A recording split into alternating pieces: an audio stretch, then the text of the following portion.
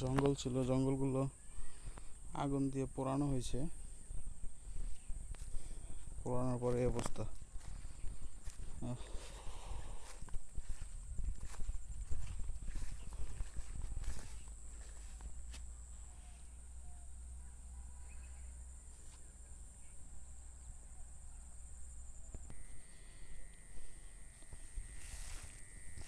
কলমি শাক, ওই শাকের ফুল, এটা খুব সুন্দর।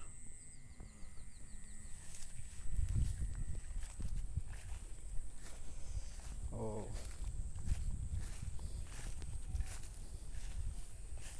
বর্ষার সময় এই নৌকাটার প্রয়োজন হয়, শেষ। এখন এটার আর কোনো প্রয়োজন নেই, পানিতে ডুবিয়ে রাখা হয়েছে।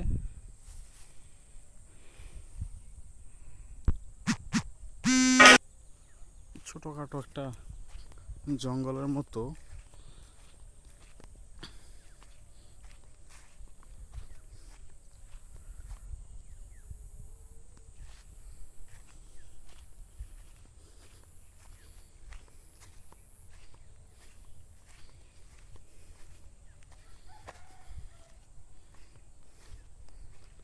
এটার ভিতরে ঢোকা যাবে না, ভিতরে বিষাক্ত সাপ, মাঝে মধ্যে আবার বন বিড়াল, শিয়াল টিয়াল দেখা যায়, যে কোনো মুহূর্তে অ্যাটাক করতে পারে, রিস্ক নেব না।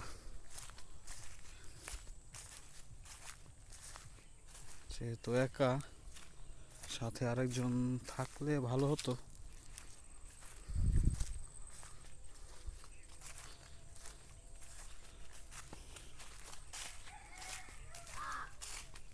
ও,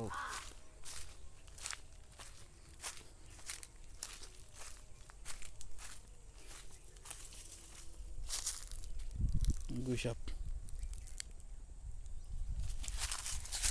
বেবি বেবি।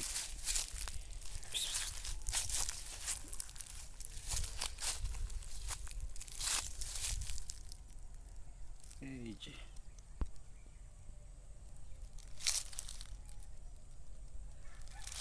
ছোট, আরো বড় বড় আছে ভিতরে, পানিতে নেমে গেল। ও,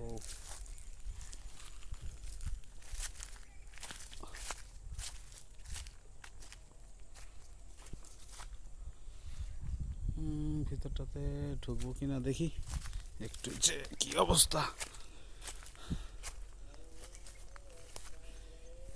খুব সাবধানে থাকতে হবে, বেশি ভিতরে যাওয়া যাবে না।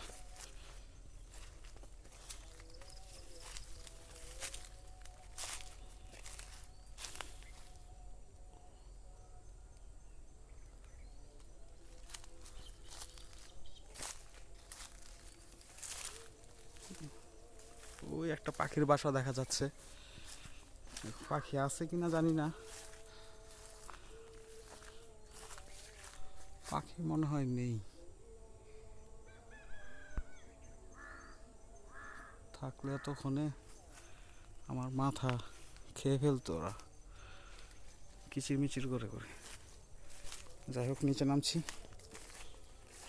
এই মুহূর্তে আর বেশি ভিতরে নাই গেলাম, অন্য কোনো সময়।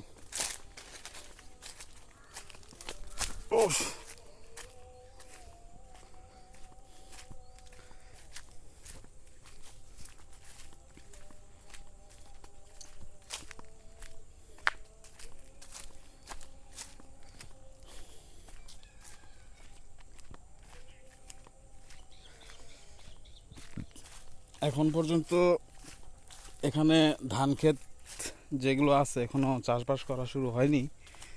ক্ষেতের মাঝখানে অনেক ময়লা আবর্জনা, এগুলো পরিষ্কার করা হবে, তারপর এটা রোপণের জন্য প্রস্তুত করা হবে। আপাতত এমনই আছে।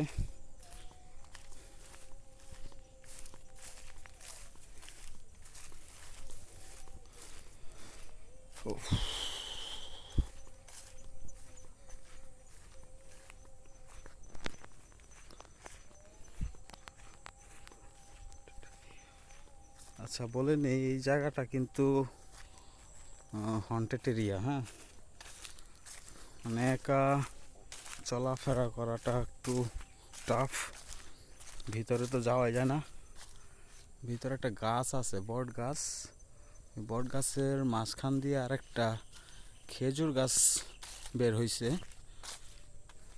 তো গাছটা একটু ভিতরে, ওখানে যাওয়া যাবে না এই মুহূর্তে, যেহেতু আমি একা। সাথে কেউ যদি থাকতো তাহলে হয়তো বা যাওয়া যেত। আচ্ছা, এই জায়গা দিয়ে, এই জায়গাটাই, যে এই জায়গাটা দিয়ে একটা রাস্তা দেখা যায়, মানুষজন হয়তো বা চলাফেরা করে এখান দিয়ে। ওরে my goodness, oh my goodness, wow, snakes, oh my goodness, বিশাল বড়।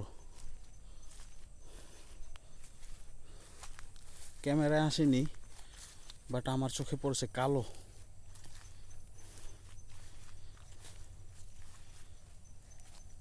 ভাইপার জাতীয় কিছু।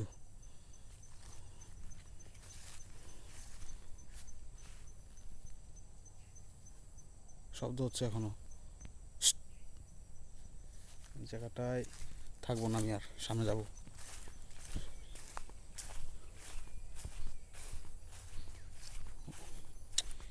মানে এই জঙ্গলে চলাফেরা করার সময় অবশ্যই নিচের দিকে চোখ রাখতে হবে এবং সাবধানতা অবলম্বন করতে হবে। আদারওয়াইজ এনি টাইম আপনার জন্য বিপদ সামনে প্রস্তুত।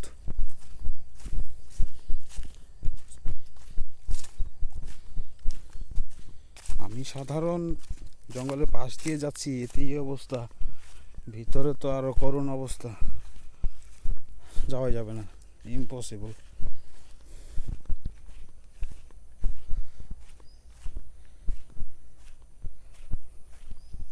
এটা ভিতর দিয়ে দেখা যায় রাস্তা, মানুষ চলাফেরা করে, যাব না।